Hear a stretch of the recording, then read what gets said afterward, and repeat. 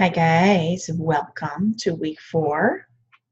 This week will be our reflection time, and not just to reflect over the past 3 weeks, but literally reflection time, like look in the mirror time, okay? Physically look in the mirror, not just as a unique way of saying, oh, let's take a look inward. No, this is true reflection time. You're going to have some mirror time. How cool is that? So this kind of goes into chapter 9 of my book, Permission to Be Me. And I talk a little bit about accepting all of you.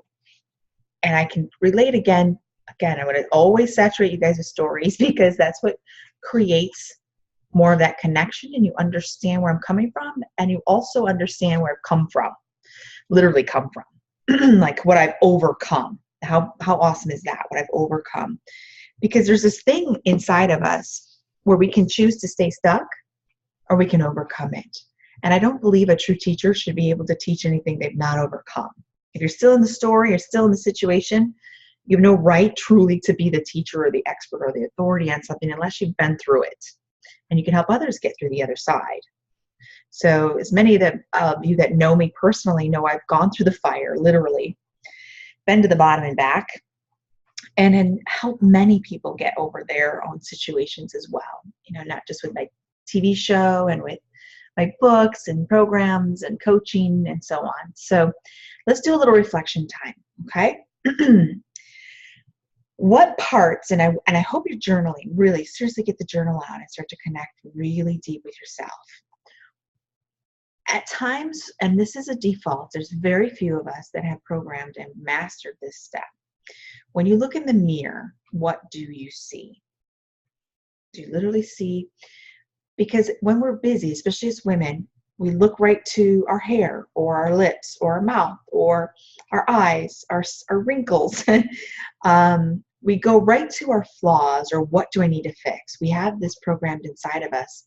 As soon as we look in the mirror, I need to put more lip gloss on, or I need to brush my hair, or I should pin it up, or my makeup is smeared, I need to fix that, or a mascara under my eyes.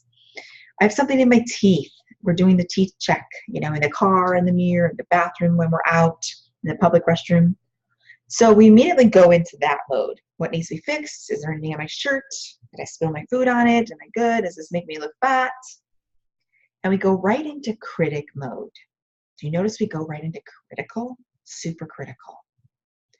Like we're, the outward appearance police, and we're looking for shit to get fixed. We're just like, I need to fix my hair, my roots need to be done. Aren't we super critical?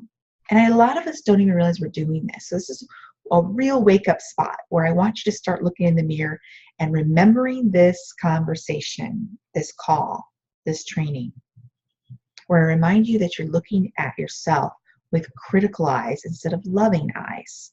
How can we make that shift? It's a tough one, sisters, especially if you've had babies and you look at your body now, especially if you're, not all of us have a lot of guts and stand naked in front of the bathroom mirror, or a full-length mirror for that matter. It takes a lot of guts to look in the mirror and just look at your body without any judgment, because we see stretch marks and bags and sags where there weren't there before, and maybe our breasts aren't as perky as they were when we were teenagers. What's going on here? And if you are a teenager watching this now, gosh, God bless you, because that was the most critical time in my life. And I talk about this in my book, in chapter 9, about learning to love all of yourself. So basically self-love on steroids is what I want to teach you. Once we realize, and it's this deepness here, okay? So just take a deep breath and imagine with me. We're just humans. We're souls. We've chosen to be in a human body to get us through this life. We're experiencing life in a human form, and we're really truly souls in human form. Okay, so kind of put that. You're not a human with the soul. You're a soul with a human body. Let that sit with you. If this disrupts any beliefs of yours, ask why you're disagreeing with me. Why does this trigger you? You get to believe any way you want to. I'm not here to push my beliefs on you, but you're so much more than your body. Think about how often we focus on our identity and place it on our image. Let me repeat that. We focus on our outward image, our outward identity. We really truly see our outward appearance as our true identity. Okay, so let me give you some examples. My nickname for a lot of times was Blondie. I laughed. I'm like, yeah, God forbid I change my hair color, I won't be Blondie anymore. I've been called Barbie. And you might think, oh, that's a great compliment. Not when you're 15 years old and you're the new girl at school and your heart has been ripped out of your chest because your parents just moved you away from your hometown and you miss all your friends and you're the new girl at as a 10th grader in a new high school, 4 hours away from home. What you always knew is home. And you miss your friends. And everyone looks different and everything's different. It's a different culture and the people's values are different. And I'm the new girl trying to find my way through school and find my classroom. And I started school late. It just got worse from there. I started school 3 weeks late in the 10th grade. So everybody knew I was a new girl. I didn't fit in at all. I couldn't just slide right in. They're like, where'd she come from? And they said I looked like a Barbie doll. So that's how they kept track of me. Some people in that high school to this day probably think that's my name. They really truly thought that was my name. Even my boyfriend at the time, which ended up being my husband and the father to my daughter, his best friends called me Barbie. So I didn't love it. I didn't hate it. It just kind of rubbed me the wrong way. It's like, I think part of it was because growing up with my younger sister and I, we were kind of the tail end of the family of 5. We're the last 2 kids. So they kind of lumped us together as one identity as the girls. Where's the girls? Are the girls coming? Girls, it's time for breakfast. Girls, it's time for dinner. Come on inside, girls. Girls, go take a bath. Girls, go wash your hair. It's for Sunday school. I never felt like I had my own identity. I'm like, I'm Carrie and she's Shauna. I used to fight for that. So I think, again, these deep things showed up with my beautiful brand of Permission to Be Me. How exciting is it that I get to put my name on a book and it's not The Girls or Barbie? You see where I'm going with this? When you fight so hard for your identity, don't ever let go. Well, who are you? Who you truly are. Show us, show the world, stand in pride, be that person. Be that person. You know, even if you have a name that's different. Think about Whoopi Goldberg. I just happened to watch The View recently. Her whole name's Whoopi. Can you imagine the teasing? But we know her. Same with Oprah. How different is Oprah as a first name? That's very rare and unique. But we know it. Was she teased as a child? Were either of them teased as a child? Think of what they've overcome to be who they are today and stand in their unique power. How yummy is that? Super yummy. So I fought hard. I just wanted to be Carrie. For God's sakes, can I just be my own self?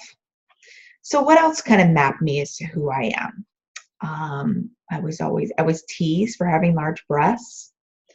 I was very skinny as a teenager. I had a challenge with food, so to speak. When I was young, and my oldest sister got married, I remember everybody went on a diet. Everyone, and I mentioned this a little bit in the book too. Everybody was going on a diet because they wanted to lose weight before the wedding. So a crash diet. My mom wanted to get skinny. My sister got super skinny, who she's, had a challenge with the weight problem here and there most of her life. And she got super thin. And I'm watching this as a 7-8-year-old going, what the heck is going on? Why are these so-called diet foods in the fridge? There's diet yogurt and diet soda and diet this. And this is back in the 80s. So you can only imagine the crap we were eating, thinking it was good for you because it had the word diet on the label somewhere, years ago, way before we wisened up somewhat, or have we? They just get better with their marketing. So I saw food as something's bad. Food makes you fat. You shouldn't eat food. I started to not eat at the supper table as a little girl. I was never really big into food, and I'm still not to this day. You won't find me scoping out the next recipe or super excited about a restaurant because I'm a foodie. You won't see me bragging about how awesome the food is somewhere. I have my favorites, and I enjoy it, and I cook really well and from scratch, but it just doesn't control me. It's not something I focus a lot of attention on or energy towards. But back then, in those years, that little belief was adopted, and I started to think food's bad, and if I want to look skinny, I need to not eat. And I took it all the way to teenagerhood. In fact, I don't think I started to eat normally and regularly until 20s, early 20s, maybe even I got married at 22, so probably around that time. And I wouldn't eat at school. I wouldn't eat breakfast. I didn't eat school. I would skip lunch and go to the library, do my homework, so I didn't have to bring it home. And I would go to school, or I would go to work after school. I worked at the clothing store in the mall, and I would grab something quick to eat on my break, because I only got a 15-minute break. And it usually was something fast, like a cookie at the cookie store or the bakery down the hall in the mall, and a soda. How healthy is that? Let me get a sugar cookie. That's simply what I would get: a sugar cookie and a soda. And that would give me enough energy to get through the day. Next thing you know, I'm home late at night. It's 10 o'clock at night. I have homework or whatever else I need to do. And sometimes I would raid the fridge and make a sandwich or something quick, and mom had leftovers. And that's about it. That is not a healthy diet by all means, not even close. So what ironically came out of that was food is bad and I don't want to be fat. So that's not a good belief. So as we keep looking externally on our bodies, what else identifies you?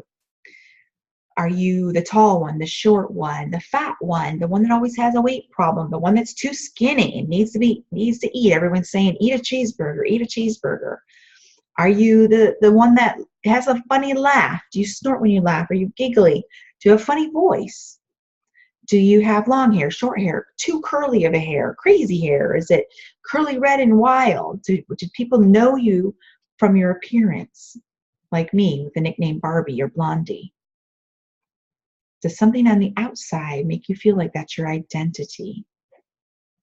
Maybe you had buck teeth growing up and people used to call you silly names for that because before you got your braces or grew into your teeth, they teased you. And in your head, you still have buck teeth. I had challenges with my teeth as well. I don't know where or how this happened, but when my adult teeth grew in, I had on the first 4 or 5 front teeth on the top, there's a white stain on the tips of my teeth. And I would smile funny in school pictures. I would try to hide all of my teeth with my bottom lip and look kind of silly. But I wanted to cover up that white, irregular coloring to my teeth. And to this day, I have it. It's just not as noticeable. Gosh, very few people notice it at all. But it's a discoloration. So even though I was lucky and didn't need braces and I had very straight teeth, something I inherited from mommy since dad's teeth are all over the place, I still felt silly because they were discolored and people would point them out. What's wrong with your teeth? Why are your teeth discolored? Why are they two-toned? And I felt very embarrassed. Kind of hard to smile your brightest shine and let the light of God pour through when you've got this insecurity around your teeth. I also used to feel kind of insecure about my nose. I had a nose just like my mom. It's skin with large pores. I tried to cover that up with much makeup as I could pile on my face as a teenager. The guy I was dating, my boyfriend at the time, again, was the man I ended up marrying, would joke and say, "You've got a big nose, ha, ha, ha," and it would just be worse. It would just magnify my feelings around my face and my nose in particular.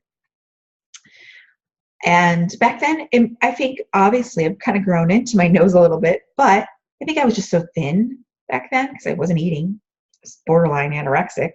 I would eat here and there. I was fasting way too much and way too abnormal for it to be healthy.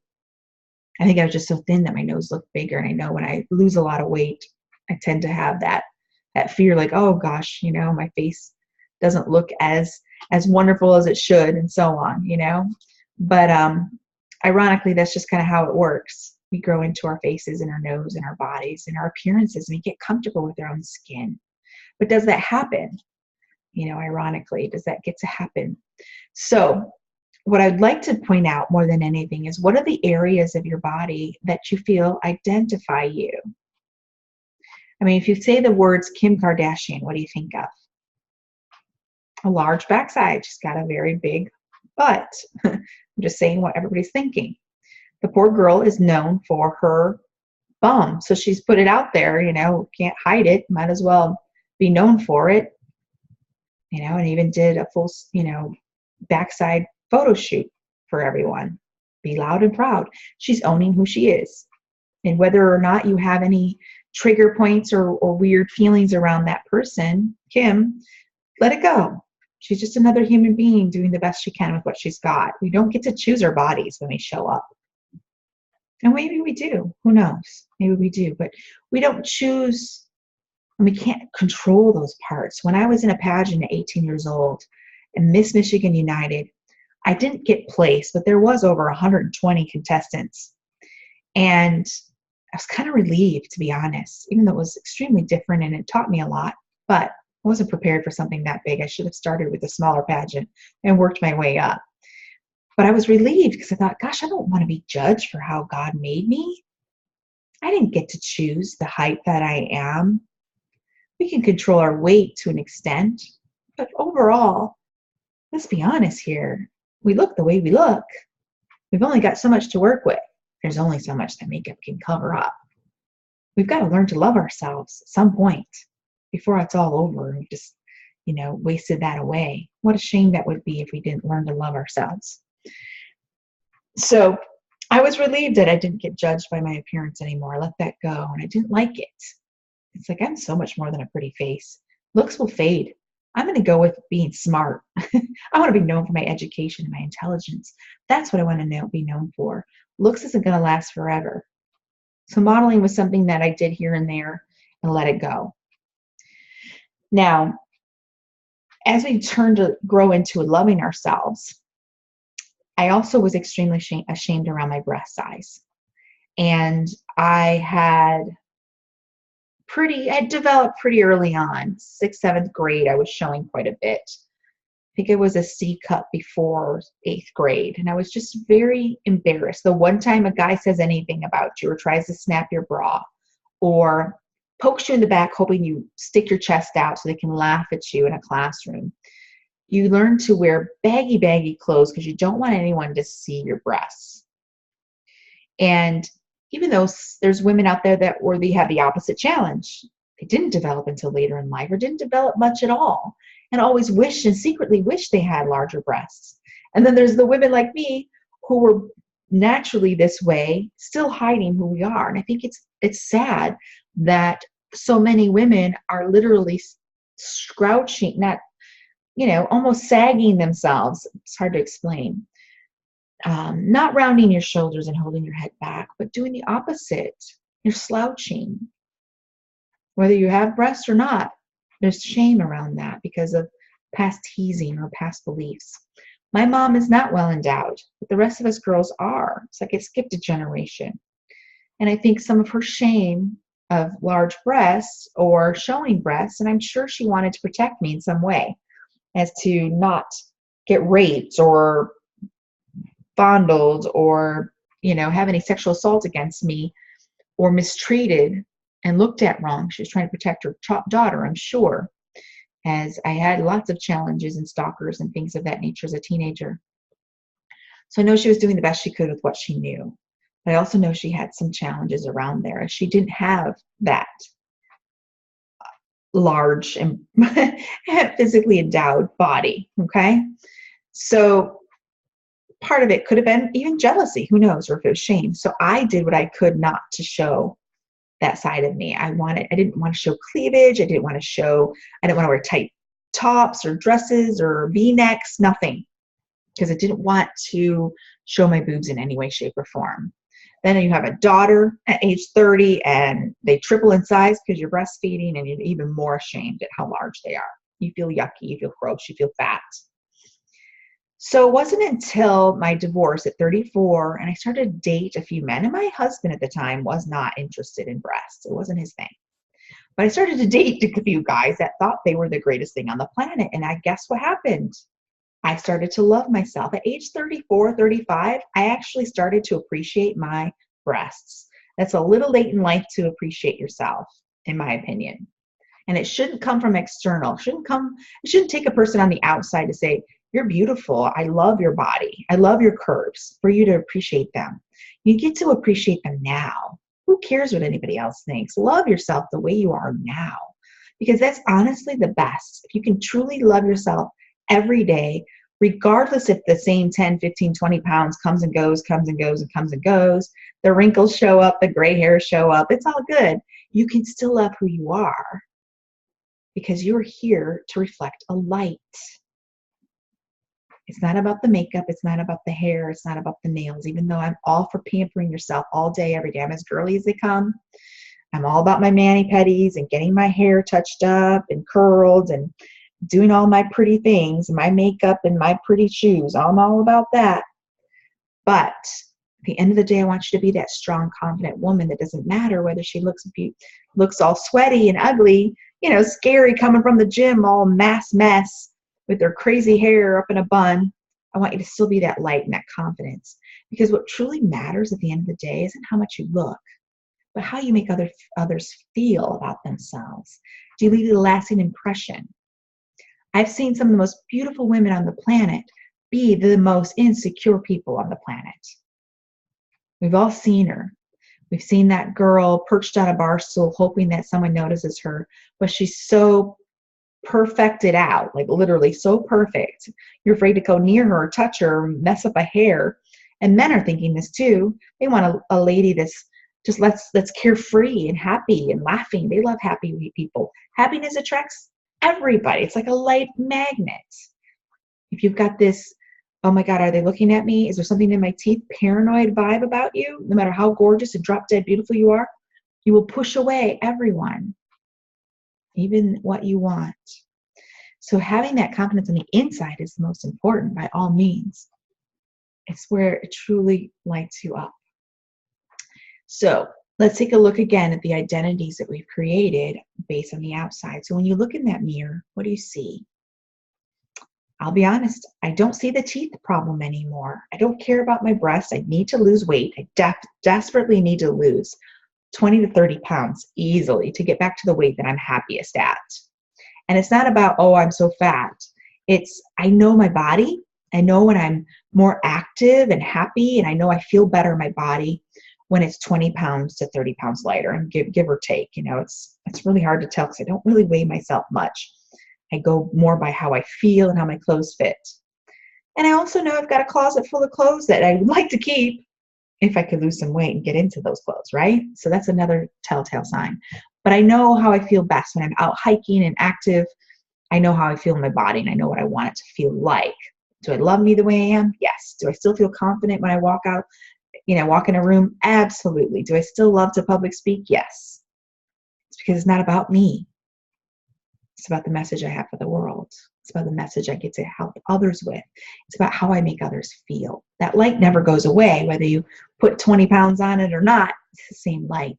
It's the same goddess, lighthouse power. It's the same God-like power.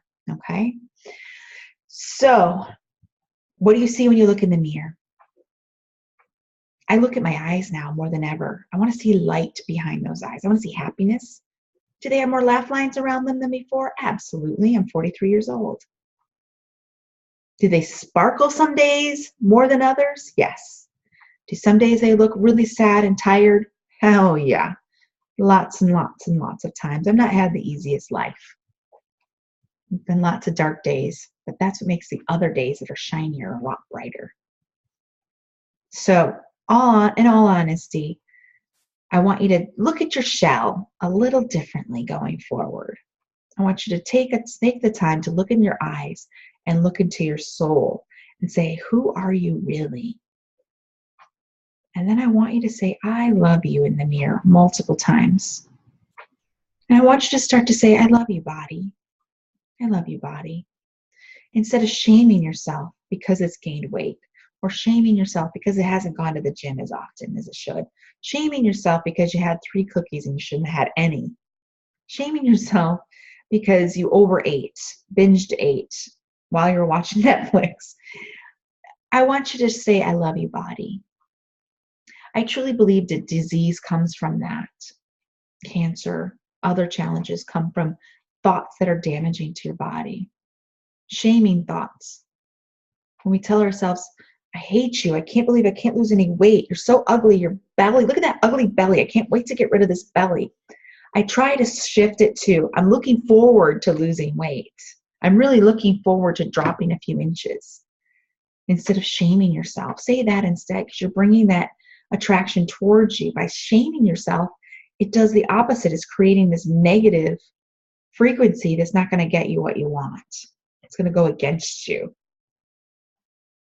I did a new class at the gym the other day called Body Flow. It's very unique. It's a combination of yoga, Tai Chi, and Pilates, my 3 favorite things, all in one movement. And through the whole class, I said, I love you, body. I was so impressed with how much I could stretch and all the flexibility I had. I was surprised. I just loved it. It felt so good. I'm like, this is my new favorite class. This is my new favorite addiction. I'm going to add this to my week and so on, my schedule. But I noticed how different I felt after that workout. Instead of, oh, I'm sore. Actually, I had more energy after, because I kept saying, I love you, body. I love you, body. I love you, body. Thank you, body, for getting me through this lifetime. Thank you for carrying my soul around. Thank you for absorbing my memories. Thank you for being a housing home to my baby girl that brought her beautiful spirit into this planet. Thank you for transitioning that beautiful child into this world that makes my life so much more yummier because she's in it. I don't even want to go on that part. I'm just so in love with my kid. It's not even funny. But the fact that you get to appreciate all of that, you gave life. If you're a mommy like me, you gave life. What else do you get to do in this lifetime with your body? Do you get to go up and down stairs? You get to go for a hike? Do you get to view things? You get to walk through the mall hand in hand with your best friend, your lover, your daughter, your child? Do you get to drive a car? Do you get to ride a motorcycle? Even I've done that. Ski, snowboard, all the fun things I've done in this body. I've skydived. I've river rafted. I've jumped off the stratosphere. I've flown a stunt plane twice. Thank you, body. These are some good, yummy memories. Thank you, body. Thank you, body. I love you, body. See how much more softer and yummier that feels than, oh, my knee is bothering me again, and I hate my feet, and I have the ugliest feet, and my hands are, I'm getting carpal tunnel, or my wrinkles, I can't believe these laugh lines, I look horrible, I need to go get Botox. My hair is so nappy and gross, I can't stand it, it won't do anything. Stop for a moment and just say, I love you, body. I love you, silly crooked smile. I love you, eyes. You help me see the world. You help me see the sunsets and the vibrant colors and flowers and Christmas lights and beautiful, trees and mountains. You get to show me creation, God's creation, because I'm God's creation. How yummy is that? How yummy is that? So I want you to sit out your journal and write this stuff down. If you haven't been through the call, I always encourage you to do that. Write down the parts of your body you love, all of them, and just focus on the love. I really like my mouth. I have a great smile. I love my fingernails. I always get compliments on my nails. I have pretty feet, which is odd. I'm actually putting some stuff out there that's true. I love my breasts. As I lose weight, hopefully they'll shrink a little. Not gonna lie, they're a little on the big side right now, and it hurts your back. There's challenges that show up with that. I'm not as light and carefree as I feel normally when I lose a little weight, or a lot of weight. Let's be honest. I love my legs. I love my muscles. I've got strength. I'm strong. I'm powerful. Reflect back. What parts do you love? I love my silliness. I'm goofy. I'd love to bust out in different dialects out in public and embarrass the people I'm with. I like to be goofy and silly. I like to make people laugh. I'm more than just a pretty face, and so are you. You're more than just a pretty face. You're more than, well, you're the stocky one, or you're the one that's always had a weight problem, or you're the short one, you're the skinny one, you're the petite one, you're the tall one. You get to be you. You get to be you. You think about all these gorgeous beings we are. We come in all different shapes, sizes, and colors, and it just makes the world so much more prettier to look at. We wouldn't want clones out there. We are not the Stepford wives of America or the planet. We get to be different. We get to have different cultures, different hair colors, different smiles, different eye color, different shapes and sizes. Some of us are tall and skinny. Some of us are short and stocky. Some of us are pear-shaped, round-shaped, triangular shaped, square-shaped. It's all good. There is no right or wrong to our appearance. All that matters is that you accept you for who you are and bring that light, that goddess lighthouse, out to the world. That beautiful lighthouse, which is really just God's light shining through you. And if you're so stuck on how you appear to the planet, you'll limit that beautiful Shekinah glory of God's light coming through you. I always say, be a lighthouse and make sure the glass is clean so that you can be the brightest lighthouse on the planet. But you can't be the brightest lighthouse on the planet if your glass is murky and dirty with clouded beliefs, with clouded judgment of yourself. You can't be that. You shine brighter when you see yourself through God's eyes. That is the magic of all of this. When you see yourself as God made you, if you look in the mirror and you see faults and critical things, just know God doesn't make mistakes. And if you are judging yourself, you're judging his creation. He didn't make a mistake by making you. He made you perfect, whole, and complete, just like you are. Many are born with handicaps. There's nothing wrong with them. Nothing at all. They're beautiful. They get to be that. They get to be any shape, size, format, whatever. They get to be that. There is no right or wrong. Just own who you are in this lifetime. Accept it and love it. And guess what? The more you love yourself, the more you show the rest of the world how to love you. Set the bar so high that the rest of the world knows how to love you. My self-love tank is first. I fill that one up first. And I have enough to go around to everyone else.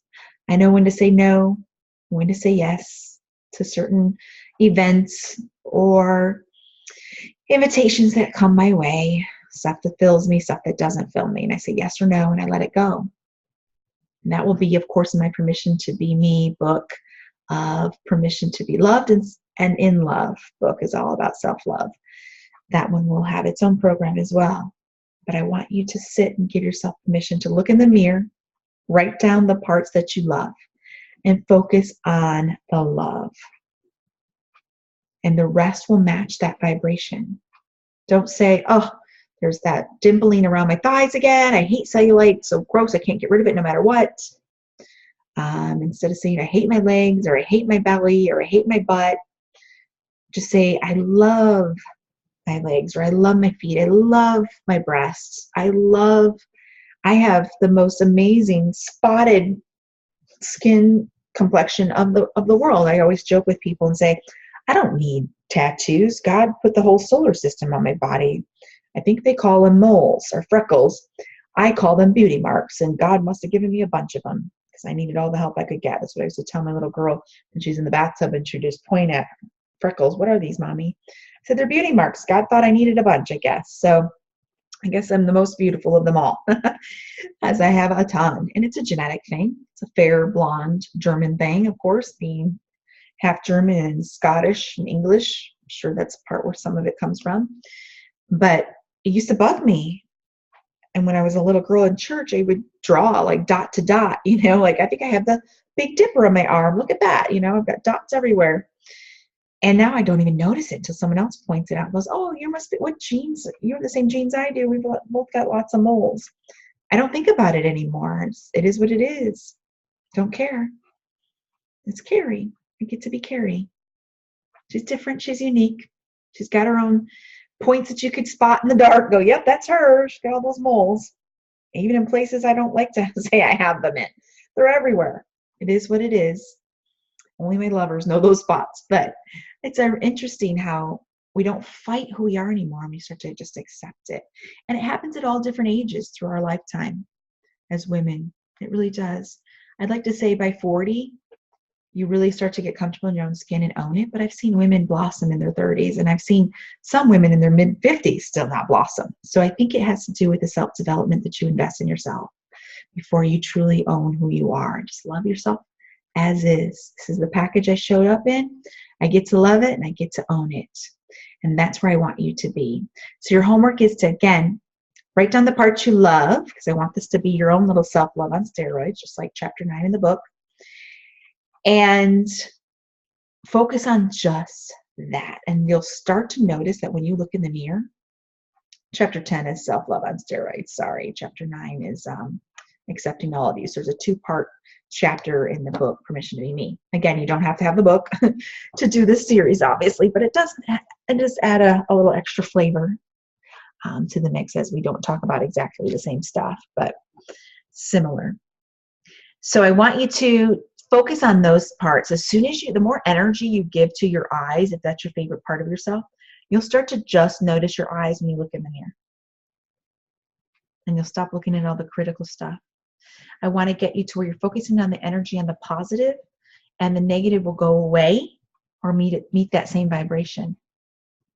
You'll get to love yourself fully from head to toe, and that's all that matters. So that's your homework. Start to write down all the things that you love. We'll go into week 5 as we start to heal and truly become empowered fully with the next exercises to be 100% permission to be you. Hope this is helpful. Big hugs. And if you've got a VIP session with me, please just let me know what you'd like to discuss. And if you haven't upgraded and you want to, please do that as well. And if you're not already in our Permission to Be Me tribe in Facebook land, in the private group, please join the group so you can chat with me there and get lots of extra trainings and support as well.